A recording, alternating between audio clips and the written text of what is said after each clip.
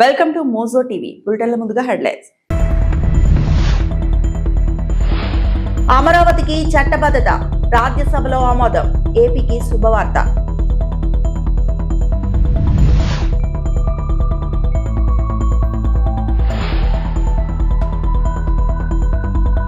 ఇంధన సరఫరాపై ఆందోళన అవసరం లేదు, కేంద్రం స్పష్టం.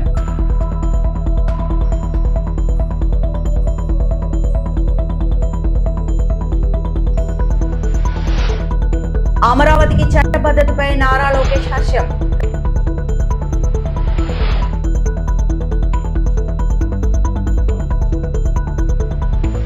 ఆంధ్రప్రదేశ్ రాజధానిగా అమరావతికి చట్టపరమైన భరోసా కల్పిస్తూ ప్రవేశపెట్టిన ఆంధ్రప్రదేశ్ పునర్విభజన చట్ట సవరణ బిల్లుకు మూజువాణి ఓటుతో బిల్లుకు రాజ్యసభ ఆమోదం తెలిపింది. అంతకుముందు కేంద్ర హోంశాఖ సహాయ మంత్రి నిత్యానంద రాయ్ ఈ బిల్లును ప్రవేశపెట్టారు. ఎంపీ రేణుకా చౌదరి చర్చ ప్రారంభించారు. బిల్లుపై చర్చ సమయంలో వైకాపా వాకౌట్ చేసింది. రాజ్యసభలో బిల్లు ఆమోదం పొందిన సందర్భంగా Rajya Sabha chairman CP Radhakrishnan AP ప్రజలకు శుభాకాంక్షలు తెలిపారు. అమరావతికి శ్రీ వెంకటేశ్వర స్వామి ఆశీస్సులు ఉంటాయన్నారు. ఇప్పటికే అమరావతి చట్టబద్ధత బిల్లును లోక్సభ ఆమోదించిన సంగతి తెలిసిందే. Those in favor will please say aye. Those against will please say no. I think the ayes have it, the ayes have it, the ayes have it. Class 2 is adopted. Class 1, the enacting formula and the title stand part of the bill. Those in favor will please say aye. Those against will please say no. I think the ayes have it, the ayes have it, the ayes have it. Class 1, the enacting formula and the title are adopted. Shriman Nityananda Rai ji to move that the bill be passed. महोदय, मैं प्रस्ताव करता हूं कि विधेयक पारित किया जाए. Motion moved that the bill be passed. The question is that the bill be passed. Those in favor will please say aye. Aye. Those against will please say no. I think the ayes have it, the ayes have it, the ayes have it. The bill is passed. On behalf of the entire House and the entire country people, we wish all the Andhra Pradesh people to have their new, well-built, new capital, Amaravati. Thank you.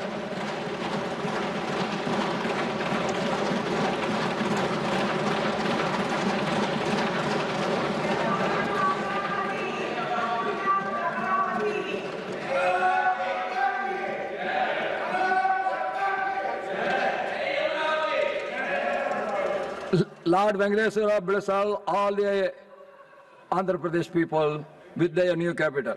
దేశంలో ఇంధన సరఫరాపై ఎలాంటి ఆందోళన అవసరం లేదని కేంద్ర ప్రభుత్వం స్పష్టం చేసింది. పెట్రోలియం మరియు సహజ వాయువు మంత్రిత్వ శాఖ సంయుక్త కార్యదర్శి సుజాత శర్మ అంతర్ మంత్రిత్వ శాఖ సమావేశంలో కీలక ప్రకటన చేశారు.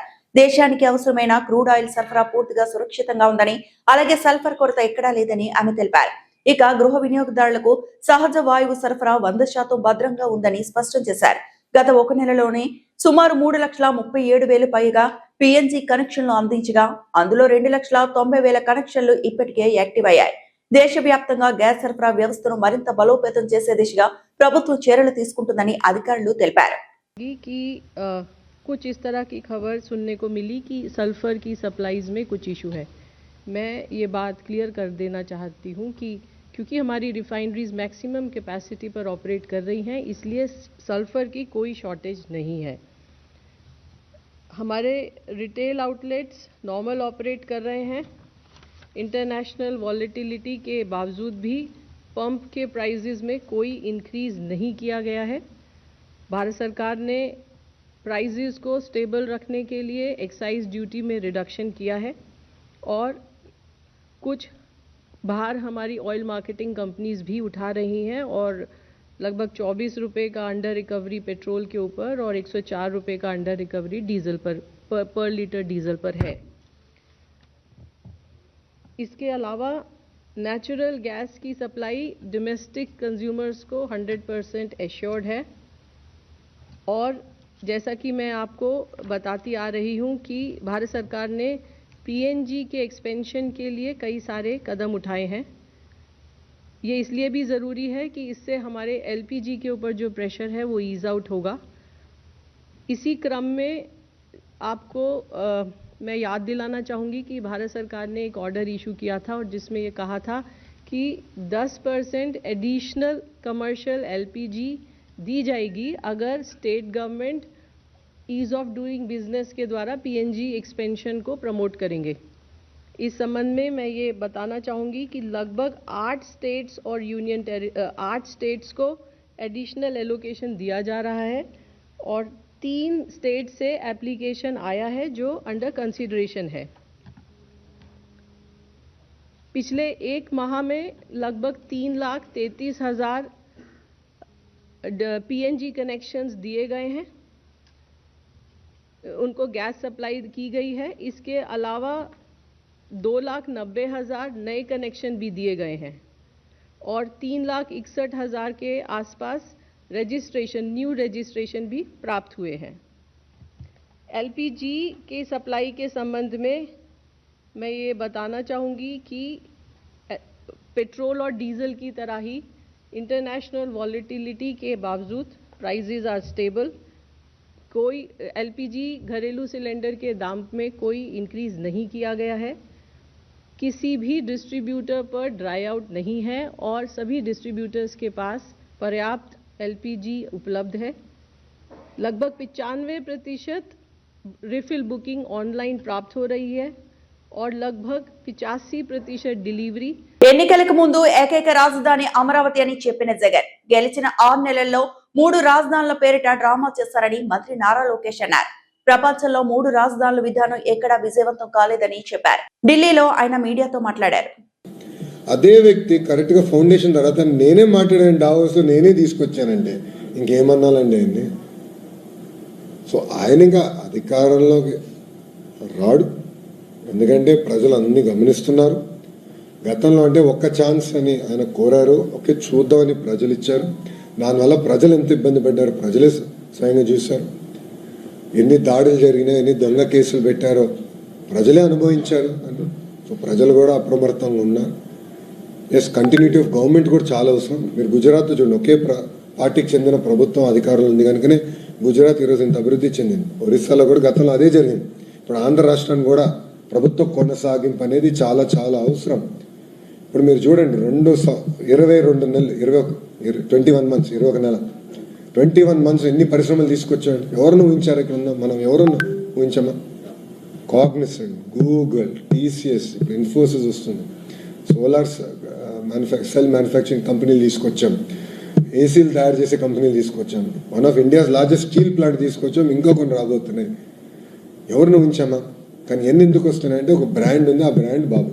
Amaravati should be the sole and permanent capital of Andhra Pradesh అని వాళ్ళు కూడా కోరటం జరిగింది. దాంట్లో భాగంగా ఒక స్పెషల్ సెషన్ పెట్టుకున్నాం, ఒక రోజంతా దీని మీద చర్చించాం. ఏకగ్రీవంగా శాసనసభలో తీర్మానం చేసి పార్లమెంట్కి పంపించడం జరిగింది. దాంట్లో భాగంగా గౌరవ హోంమంత్రి అమిత్ షా గారు పర్సనల్గా తీసుకుని, ప్రధానమంత్రి గారు కూడా ఎస్, ఇప్పటికీ చాలా నష్టపోయారు ఆంధ్ర ప్రజలు. ఇట్లా ప్రభుత్వాలు శాశ్వతం కాకపోవచ్చేమో కానీ వ్యవస్థ శాశ్వతం, రాజధాని శాశ్వతం ఉండాలని ఆయన కూడా పర్సనల్గా తీసుకుని పార్లమెంట్లో నిన్న పాస్ అయింది బిల్లు. దాని తర్వాత ఆ సవరణ, దాని తర్వాత రాజ్యసభకు వచ్చి ఈరోజు ఆంధ్ర ప్రజలందరూ గర్వపడాలి. ఎందుకంటే మొత్తం భారతదేశం, ఒకే ఒక పార్టీ తప్ప మొత్తం భారతదేశం ఆంధ్ర రాష్ట్రానికి అండగా నిలబడి విశాఖ స్టీల్ ప్లాంట్ కోసం కొనసాగుతున్న రక్షణ పోరాటం 5 ఏళ్లను పూర్తి చేసింది. ఈ సందర్భంగా దొండపత్రి డిఆర్ఎం కార్యాలయం నుండి జీవీఎంసీ గాంధీ విగ్రహం వరకు భారీ ర్యాలీ నిర్వహించబడింది. అఖిలపక్ష కార్మిక ప్రజా సంఘాల నేతలు స్టీల్ ప్లాంట్ ప్రైవేటీకరణకు వ్యతిరేకంగా దీక్షా శిబిరం ఏర్పాటు చేశారు. ఏఐటియుసి జాతీయ ఉపాధ్యక్షుడు డి ఆదినారాయణ మాట్లాడుతూ అన్ని కార్మిక సంఘాలు ఐక్యంగా స్టీల్ ప్లాంట్ రక్షణలో ముందున్నాయన్నారు. అనుమతి లేకుండా భూములను అమ్మకానికి ఇవ్వడం, సొంతంగా అప్పగించడం ప్రభుత్వం చేస్తున్న దుర్మార్గమని నాయకులు ఆరోపించారు. మెటల్ కంపెనీకి ప్రత్యేకంగా గనులు కేటాయించడానికి కుట్ర జరుగుతున్నట్లు చెప్పారు. కార్యక్రమంలో ఐఎన్డియుసి రాష్ట్ర అధ్యక్షుడు మంత్రి రాజశేఖర్, సిఎఫ్టియుఐ జాతీయ అధ్యక్షుడు ఎన్ కనకారావు, సిపిఎం మాజీ floor leader B Gangarao, AITUC రాష్ట్ర కార్యదర్శి పడాల రమణ మరియు ఇతర నేతలు పెద్ద సంఖ్యలో పాల్గొన్నారు. స్టీల్ ప్లాంట్ ప్రైవేటీకరణను ఆపి స్థానిక కార్మిక ప్రజా హక్కులను పరిరక్షించాలని నేతలు డిమాండ్ చేస్తున్నారు. మోడీ ప్రభుత్వం త్యాగాలతో సాధించుకున్నటువంటి వైజాగ్ స్టీల్ ప్లాంట్ ని రోజు రోజుకి దిగ్బంధనం చేస్తూ ఆర్సిలర్మిట్టల్ స్టీల్ ప్లాంట్ కోసం వరాలు కురిపిస్తా ఉంది. వైజాగ్ స్టీల్ ప్లాంట్ కి సంతకాలు కేటాయించకుండా ఆర్థిక దిగ్బంధనం చేస్తా ఉంది. అదే ఆర్సిలర్ స్టీల్ ప్లాంట్ కి 5,000 గనులు కేటాయిస్తా ఉంది. వైజాగ్ స్టీల్ ప్లాంట్ లో పర్మనెంట్ ఎంప్లాయీస్ ని, కాంట్రాక్ట్ వర్కర్స్ ని వ్యవసాయంలో తొలగించింది. ఆర్సిలర్మిట్టల్ స్టీల్ ప్లాంట్ లో వేల ఉద్యోగం ఇస్తామని చెప్పి అంటా ఉంది. వైజాగ్ స్టీల్ ప్లాంట్ కావాల్సినటువంటి యంత్రాల మరమ్మతుల కోసం, అలాగే కొన్ని డిపార్ట్మెంట్ల తాలూకా అభివృద్ధి కోసం 10,000 కోట్లు కేటాయించమని చెప్పని స్టీల్ ప్లాంట్ కార్మిక సంఘాలు కార్మికులు కోరుతుంటే ఖాతరు చేయకుండా ఆర్సిలర్మిట్టల్ స్టీల్ ప్లాంట్ కి 1,000 కోట్ల రూపాయలు కేటాయిస్తా ఉంది. ఇది ఒక ప్రభుత్వ రంగ సంస్థ కేంద్ర రాష్ట్ర ప్రభుత్వాలకి ఇంతవరకు 54,000 కోట్ల రూపాయలు పనులు డివిడెండ్ చెల్లించిన సంస్థ, 1,00,000 మందికి ప్రత్యక్షంగా పరోక్ష రూపాయలు కల్పిస్తున్న సంస్థ, ఈ రాష్ట్రం ఈ జిల్లా అభివృద్ధి కీలక పాత్ర పోషించినటువంటి వైజాగ్ స్టీల్ ప్లాంట్ ని ఆర్థిక చర్యలు దెబ్బతీస్తూ ఆర్సిలర్మిట్టల్ స్టీల్ ప్లాంట్ కి ఊడుగు చేస్తా ఉంది. ఈ దుర్మార్గ విషయం దీన్ని అఖిలపక్ష కార్మిక సంఘం ప్రజాసంఘం తీవ్రంగా ఖండిస్తా ఉంది. రాష్ట్ర ప్రభుత్వం విశాఖ ఉక్కు ఆంధ్రప్రదేశ్ పోరాటానికి సాధించినటువంటి వైజాగ్ స్టీల్ ప్లాంట్ ని రక్షించకుండా ఆర్సిలర్మిట్టల్ ఊడుగు చేయాలని కూడా మా తీవ్రంగా ఖండిస్తా ఉంది. ఎప్పటికైనా సరే మీరు వైజాగ్ స్టీల్ ప్లాంట్ సంతకాలు కేటాయించండి. అక్రమంగా తొలగిన కాంట్రాక్ట్ కార్మికుల విధుల్లో తీసుకోవాలి, నిర్మాణ ఉద్యోగాలు ఇవ్వాలి, ఆర్థిక ప్యాకేజీ మరో 10,000 కోట్ల రూపాయలు కేటాయించాలి. దీంతో పాటు యంత్రాల మరమ్మతులు చేయించాలి, నూతన యంత్రాలు ఏర్పాటు చేయాలని చెప్పి జేఏసీకి డిమాండ్ చేస్తున్నాం. మా జేఏసీ శిబిరం ఏర్పాటు చేసి వాటికి 5 సంవత్సరాలు పూర్తవుతూ ఉంది. ఈ పోరాటం ఉద్యోగం కోసం మేము పూనుకుంటూ ఉన్నాం. కేంద్ర ప్రభుత్వం గారి చర్య చేపట్టకపోతే, కోడే ప్రభుత్వం గారి చర్య తీసుకోకపోతే ఖచ్చితంగా మా పోరాటాన్ని ఉధృతం చేస్తామని చెప్పి మీరు హెచ్చరిస్తాం. కొమరంభీం జిల్లా సిర్పూర్ ఆసిఫాబాద్ లోని కనికి గ్రామంలో కౌటాల సర్కిల్ ఇన్స్పెక్టర్ సంతోష్ కుమార్ ఆధ్వర్యంలో కమ్యూనిటీ కాంట్రాక్ట్ కార్యక్రమం నిర్వహించారు. సుమారు 200 మంది గ్రామస్తులు పాల్గొన్న ఈ కార్యక్రమంలో గుడుంబ వినియోగం, సైబర్ మోసాలు, గేమింగ్ వ్యసనం, రోడ్డు భద్రతపై అవగాహన కల్పించారు. ఒక్క గుడుంబ కేసు నమోదు చేసి 5 లీటర్ల మద్యం స్వాధీనం చేసుకున్నారు. వాహన తనిఖీల్లో 70 వాహనాలను పరిశీలించి నిబంధనలు ఉల్లంఘించిన వారిపై జరిమానాలు విధించారు. గ్రామస్తులు పోలీసుల కార్యక్రమాన్ని అభినందించారు. గుడాంబ పట్ల దూరంగా ఉండండి. దీనివల్ల అనేక దుష్పరిణామాలు ఉన్నాయి. చాలా మంది చిన్న వయసులోనే చనిపోవడం వల్ల పెళ్ళైన వాళ్ళు విడవలుగా మారుతున్నారు. అలాగే 80 సంవత్సరాలు 70 సంవత్సరాలు బతకాల్సిన వాళ్ళు కూడా 40-50 ఏళ్ళకి చనిపోతున్నారు. దయచేసి మీరు అందరూ కూడా ఈ గుడాంబకు దూరంగా ఉండండి. శ్రీకాళహస్తిలో పేదల నివాస స్థలాల కోసం సిపిఐ నిరసన. గత ఎన్నికల్లో ఇచ్చిన హామీలను అమలు చేయాలని డిమాండ్ చేస్తూ శ్రీకాళహస్తిలో సిపిఐ నేతలు ప్రభుత్వం ముందు నిరసన దీక్షలు చేపట్టారు. గ్రామాల్లో 3 సెంట్లు, పట్టణాల్లో 2 సెంట్లు అర్హులైన పేదలకు ఇళ్ల స్థలాలను కేటాయించి ప్రభుత్వమే ఇల్లు నిర్మించాలి అని కోరారు. సిపిఐ పట్టణ కార్యదర్శి గోపి మాట్లాడుతూ, కేంద్రంలో నరేంద్ర మోదీ, రాష్ట్రంలో చంద్రబాబు పేదల సంక్షేమ హామీలు ఇచ్చినప్పటికీ వాటిని నెరవేర్చలేదని అన్నారు. ఇప్పటికీ నివాస స్థలాల కోసం నిరుపేదలు ఇబ్బందులు ఎదుర్కొంటున్నారని, ప్రభుత్వం తక్షణమే హామీ ప్రకారం ఇంటి స్థలాలను కేటాయించాలని చెప్పారు. నిరసనలో సీఎం ఆఫీస్ అనిల్ కుమార్ కు వినతి పత్రం అందజేశారు. ఈ కార్యక్రమంలో కత్తి రవి, శివకుమార్, రాజయ్య, ముని, నిరంజన్, వెంకటమ్మ, మోహన్, అంకయ్య తదితరులు పాల్గొన్నారు. సిపిఐ అధికారులు సమస్యల పరిష్కారం కాకపోతే రాబోయే రోజుల్లో రాష్ట్ర వ్యాప్తంగా పెద్ద ఎత్తున నిరుపేదలతో నిరసనలు చేపడతామని హెచ్చరించారు. భారత కమ్యూనిస్ట్ పార్టీ వర్ధిల్లాలి, భారత కమ్యూనిస్ట్ పార్టీ. నిరుపేదలను కొంచెం ఆదుకోవాలని కోరుకుంటున్నాం.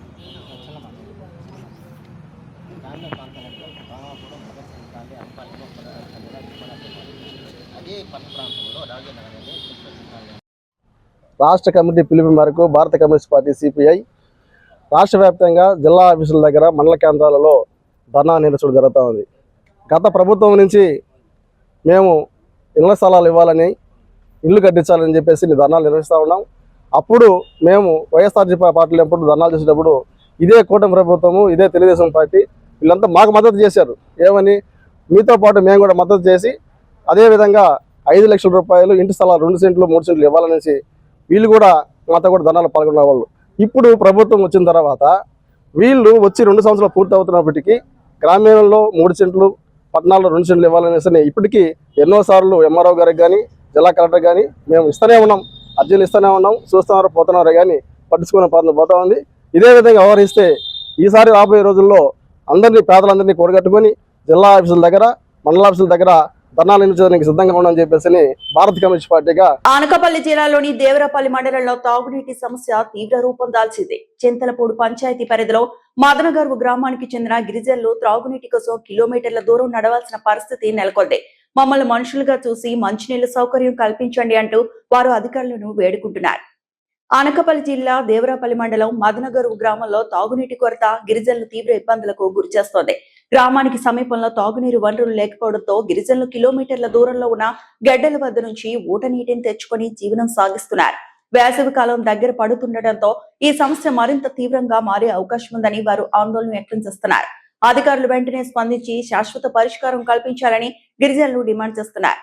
మంచినీళ్ళు ఇవ్వండి, పవన్ కళ్యాణ్ గారు మంచినీళ్ళు ఇవ్వండి, జిల్లా కలెక్టర్ గారు మమ్మల్ని మనుషులుగా గుర్తించి మంచినీళ్ళ సౌకర్యం కల్పించండి, జిల్లా కలెక్టర్ గారు మమ్మల్ని మంచినీళ్ళ సౌకర్యం కల్పించండి,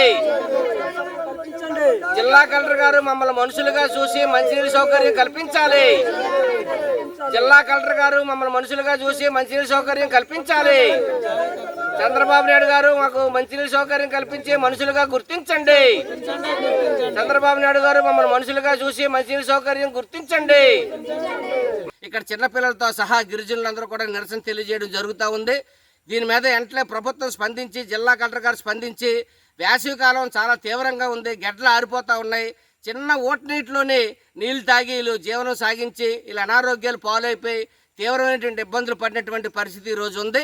వీళ్ళు తినడానికి ఇక్కడ చూస్తే కనీసం పంటలు కూడా సక్రమంగా పండే పరిస్థితి లేదు, తినడానికి తిండి లేదు. ఈ సంవత్సరం జీడి తోటలన్నీ కూడా పూర్తిగా పోయే ఎలా బతకాలని చెప్పేసి వీళ్ళు మొన్నే వలస కార్మికులుగా ఇక్కడికి వచ్చారు. వీళ్ళందరికీ ఉపాధి పనులు కూడా సక్రమంగా చెప్పట్లేదు. ఉపాధి పనులైనా మాకు పనులు కల్పించండి అని చెప్పేసి రెండు చేతులు ఎట్టి జోడించి చిన్నపిల్లల సహా ఏడుస్తూ ఉన్నారు. జిల్లా కలెక్టర్ గారు వెంటనే స్పందించండి.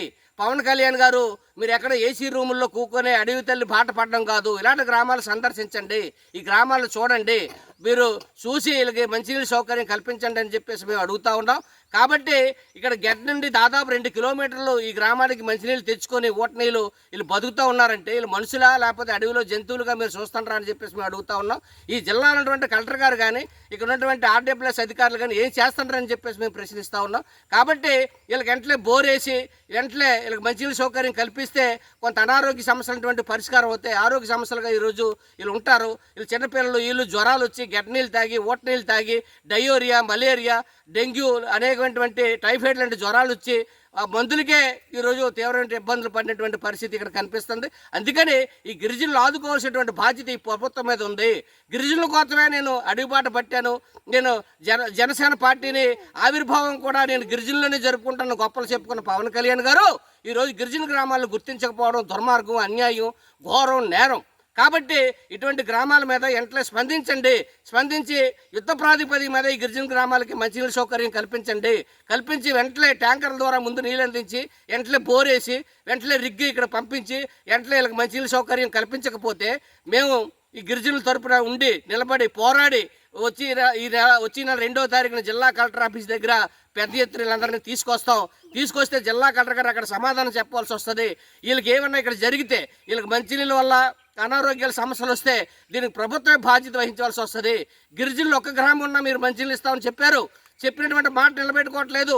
కూటమి ప్రభుత్వం మాటల ప్రభుత్వం అన్నారు, కానీ చేతల ప్రభుత్వం కాదు. ఇది చేతల్లో ఇది చూపించట్లేదు. ఇది అత్యంత దుర్మార్గమైనటువంటి చర్య.